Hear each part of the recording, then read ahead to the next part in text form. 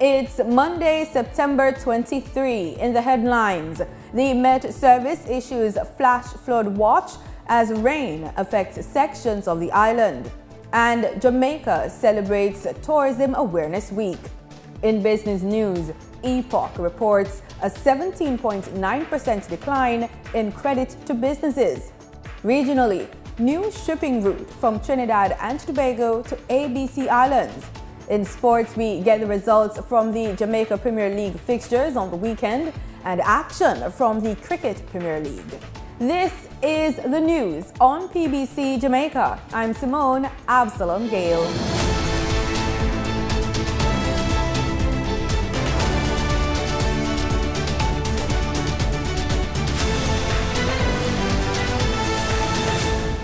The Meteorological Service has issued a flash flood watch for low-lying and flood-prone areas of St. Thomas, Kingston, St. Andrew, St. Catherine, Clarendon, Manchester, St. Elizabeth, Westmoreland, Hanover, St. James and Trelawney, effective until 5 p.m. on Monday.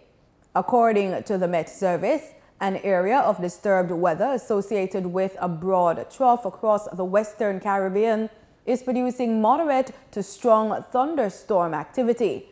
This area is currently located southwest of Jamaica and is expected to generate unstable weather conditions across the island for the next few days.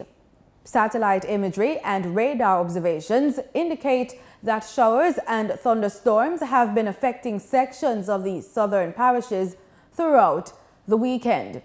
The forecast is for periods of showers and thunderstorms which may be heavy at times to affect sections of most parishes, especially southern and northwestern parishes tonight, tomorrow, and through to the middle of the week.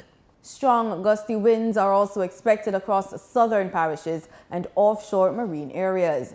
Fishers and other marine interests should exercise caution as sea conditions will deteriorate due to thunderstorms and strong gusty winds.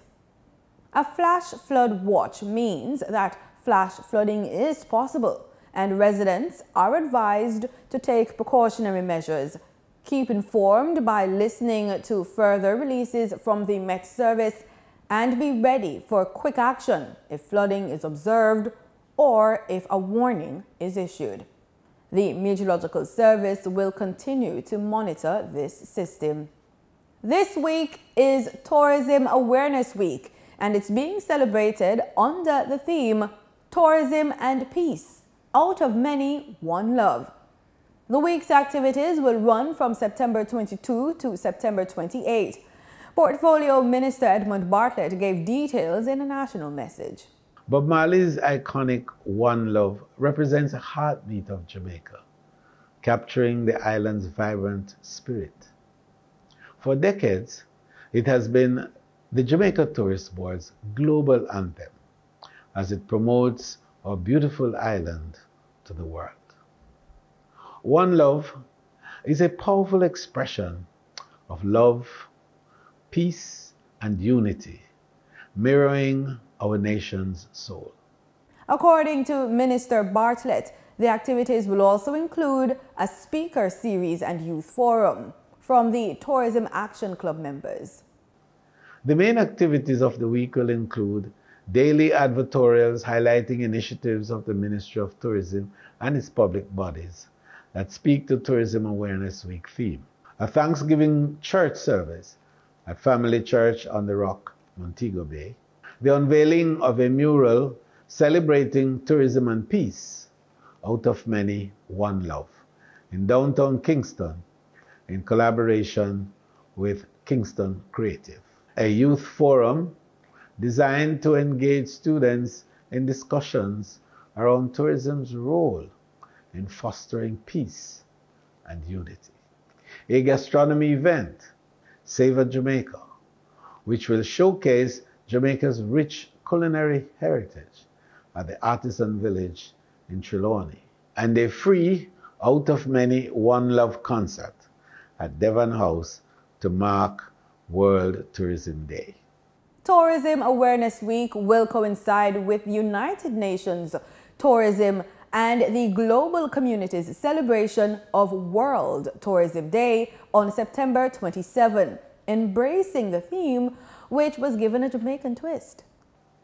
As we raise awareness of the industry's vital role as a bridge between nations and cultures, fostering peace and understanding for all nations. Tourism remains one of the leading economic sectors in Jamaica and many countries around the world. Tourism is one of the world's largest industries and is a significant factor driving economic growth in numerous destinations, especially in emerging economies and developing countries like Jamaica. It not only generates income and foreign exchange inflows, but also creates millions of jobs, supports local businesses, and contributes significantly to infrastructural development. A total of 500 schools are being targeted for Restorative Justice program. It's a joint initiative between the Ministry of Education and Youth and the Ministry of Justice. Acting Director of Restorative Justice at the Ministry, Jonalie Robertson, shared some insights about the program as a guest on the Jamaica Information Service's Get the Facts program. Ms. Robertson says the aim is to have a collaborative and accountable approach to dispute resolution. We want for it to be an environment that is safe, an environment in which differences are promoted in a respectful manner. Restorative practice is also applied to situations that involve bullying.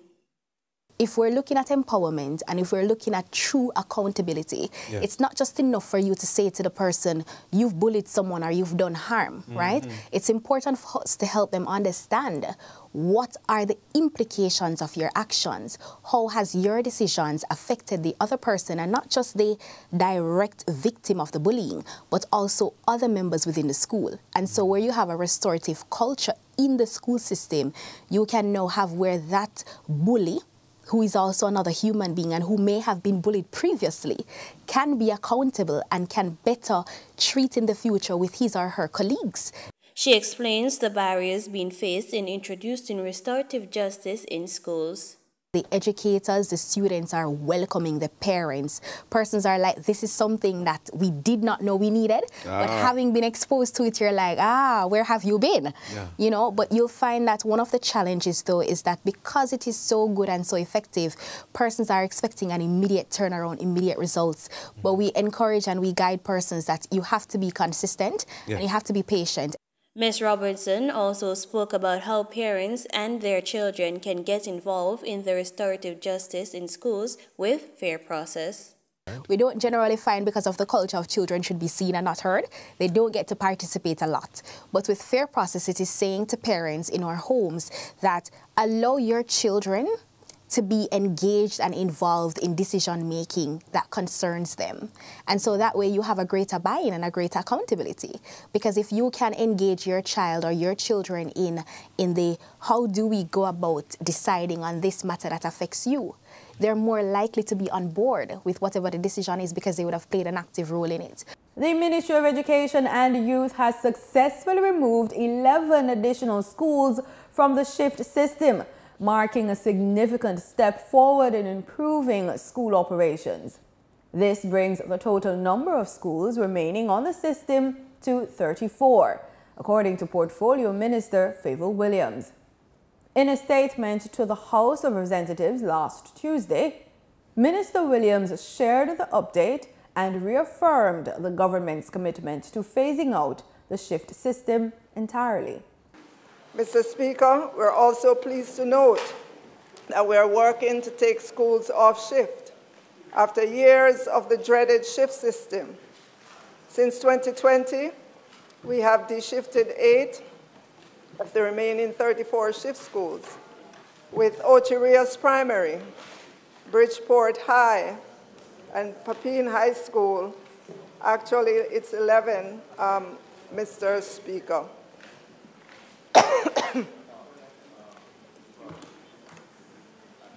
The shift in schools ensures that students receive enough contact time for lessons, they can attend school at reasonable hours, and even participate in well-needed extracurricular activities and get home at a reasonable time. Minister Williams also extended her gratitude to stakeholders who have supported the ministry throughout this process, emphasizing the power of education to transform lives. In closing, Mr. Speaker, let me extend the best wishes for the 2024-2025 academic year to all education stakeholders. This includes principals, admin teams, board members, teachers, support staff, students, parents, and families all. Educators, we thank you, and students, we welcome you and look forward to being a part of your development and growth. The ministry continues its work to remove remaining schools from the shift system as part of its broader education reform initiative. Time now for the Business Report with Denise Williams.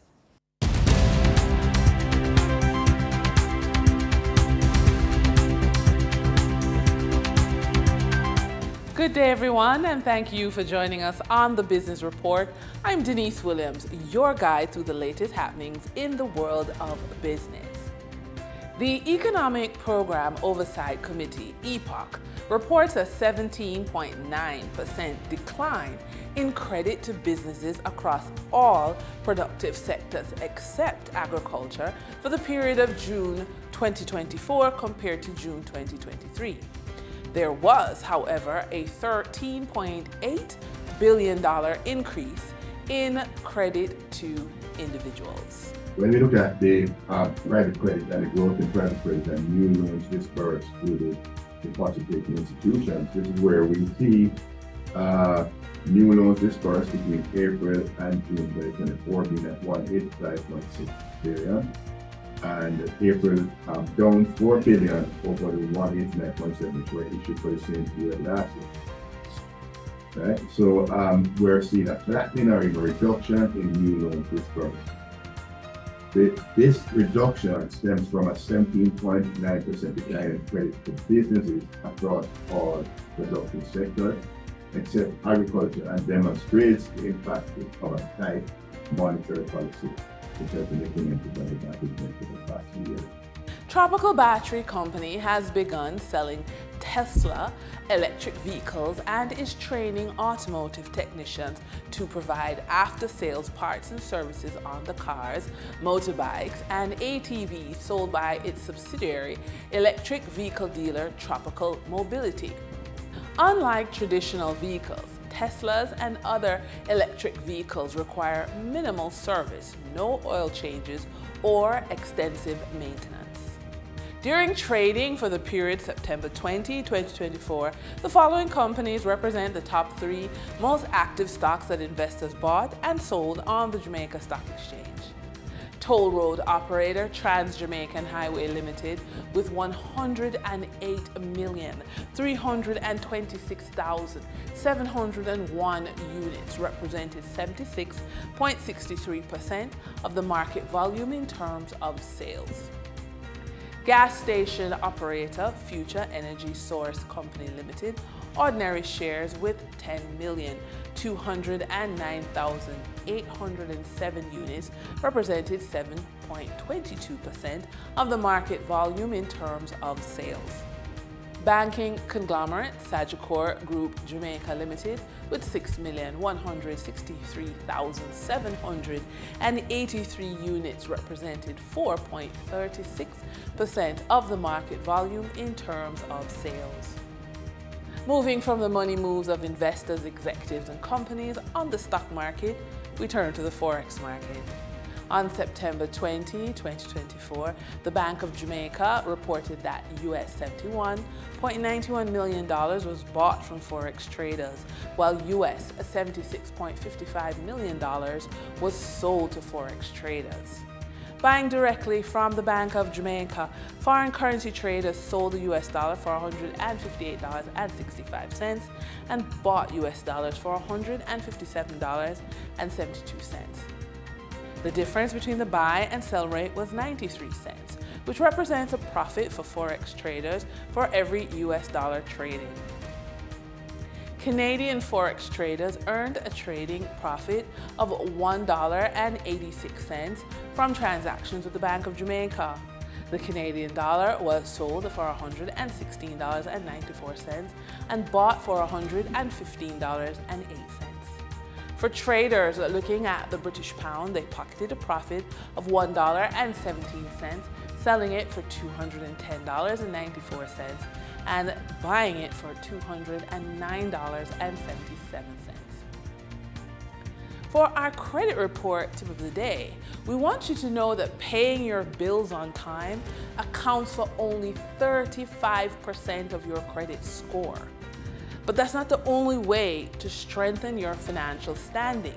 So here are 2 additional ways to boost your credit score and open the door to better financial opportunities. First, keep your credit utilization below 30%. Aim to use less than 30% of your available credit to show responsible usage. Lower is always better. And 2, increase your credit limits. Requesting a credit limit increase can help lower your utilization rate, provided you don't increase your spending. And with that, we wrap up today's business report. I'm Denise Williams. Appreciate your company. Stay well informed, stay ahead of the curve. Until our next update, take care. In regional news, a new direct shipping route has officially launched, connecting Trinidad and Tobago with the ABC Islands of Aruba, Bonaire, and Curacao. This initiative marks a major milestone in enhancing the bilateral relationship between these nations. Jason John has the story. In 2022, the Minister of Trade and Industry, Paula Gopi-Schoon, led a trade mission of 11 businesses to Curacao, where they signed a general framework agreement. This agreement was aimed at deepening integration between the 2 countries by promoting tourism, opening up additional transit points, and increasing the potential for trade. On September 20th, at Gulf Shipping Limited, Minister Gopi-Schoon commemorated the first sailing of the Donna Luisa I from Trinidad to Curacao, Aruba, and Bonaire. Let me also say that the creation of this new route is an example of the ultimate ripple effect that trade agreements can have on a country's economy. And these agreements, while expanding markets for our products and our services, also create opportunities for further development of the private sector on both sides. Let me say that the ABC Islands are lucrative markets that can emerge as valuable trading partners for us. According to the president of the Shipping Association of Trinidad and Tobago, Sonia Voser, this agreement marks a significant milestone for our countries and brings a much-needed regional service to our shores. She said it will be mutually beneficial to all involved, promoting trade flows between Trinidad and the ABC Islands. Gulf Shipping, in partnership with Don Andres, has worked diligently to create an avenue to improve the efficiency of sales distribution between Trinidad and Tobago and the ABC Islands. Previously, shipping lines servicing this route will take up to 2 to 3 weeks, delaying the distribution of goods. Managing Director of Don Andreas NV Shipping Company, Eugene de Jonge, said, "This newly established pathway is a bridge that will strengthen the commercial ties, bringing our communities closer." Our vision has always been to create a seamless channel for trade and collaboration, and today that vision becomes a reality. This is an opportunity to open new doors for businesses and enhance our shared prosperity.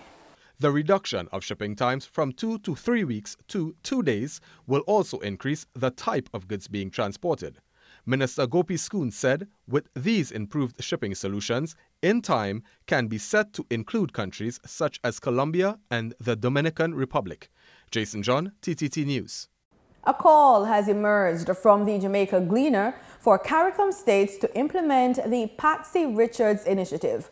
a regional mental health plan named in honor of Antigua and Barbuda's Prime Minister Gaston Brown's late mother.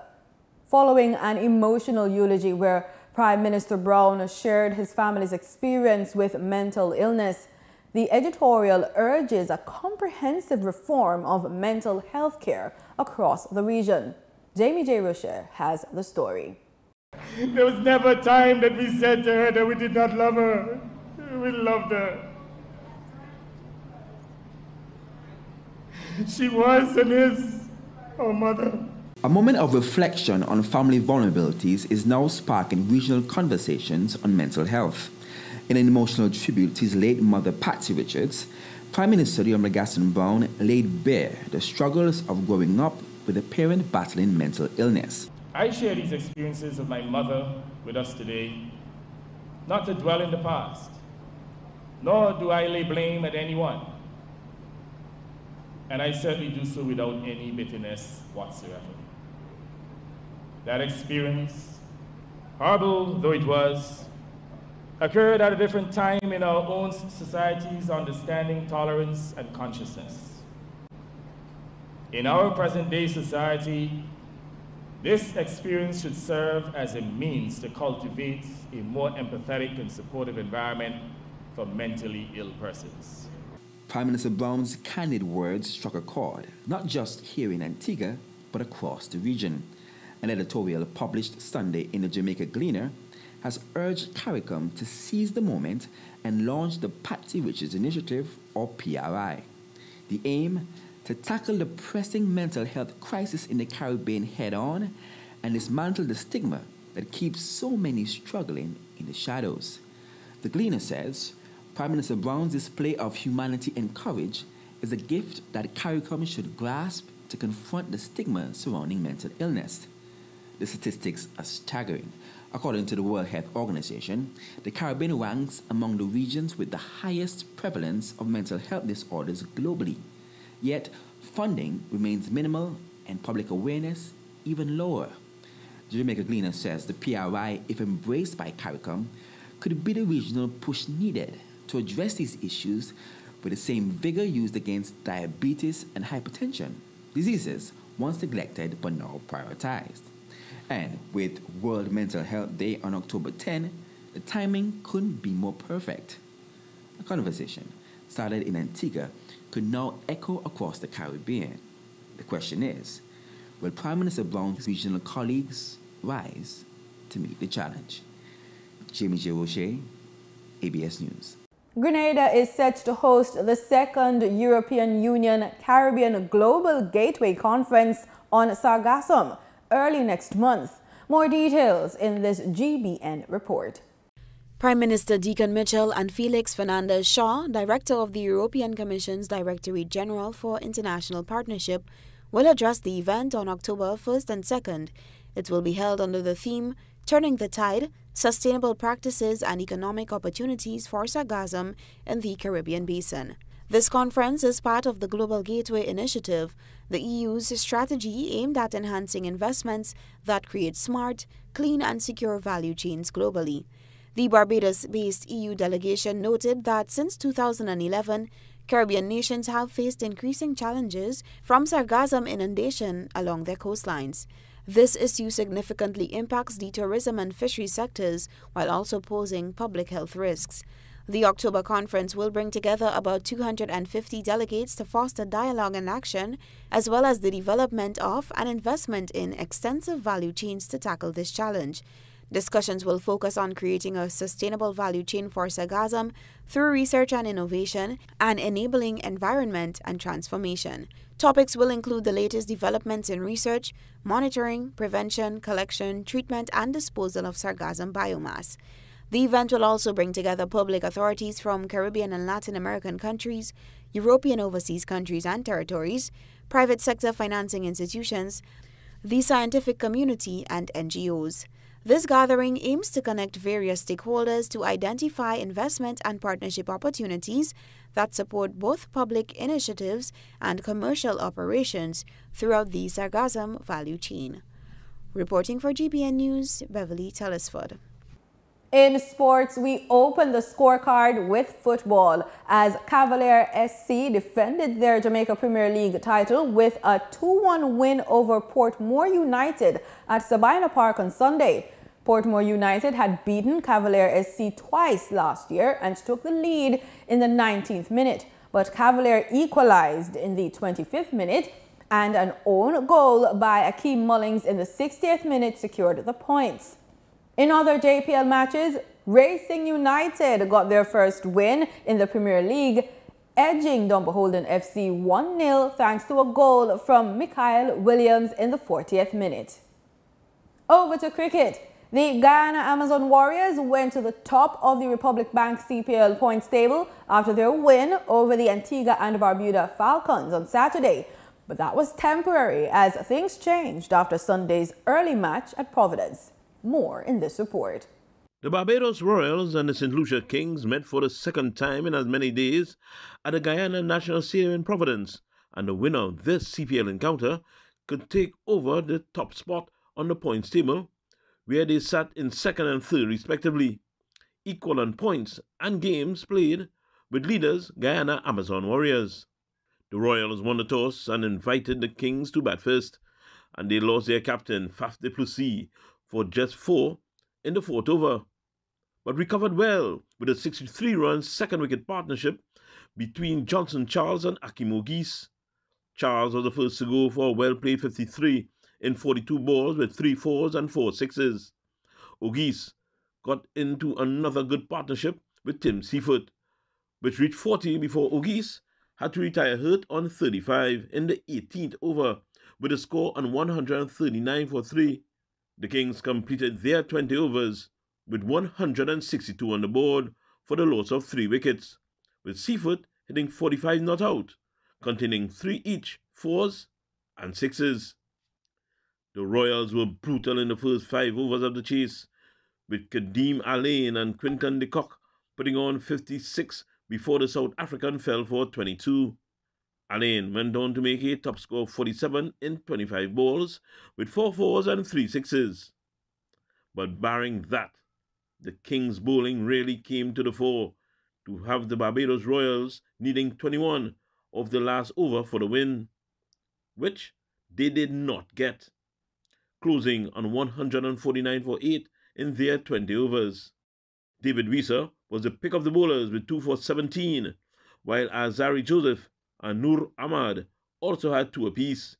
The St. Lucia Kings with a 13-run victory, which takes them to the top of the points table. Wayne Cunningham, TTT Sport. That's the news on PBCJ. You can follow us on our social media platforms at PBCJamaica. Thanks for watching.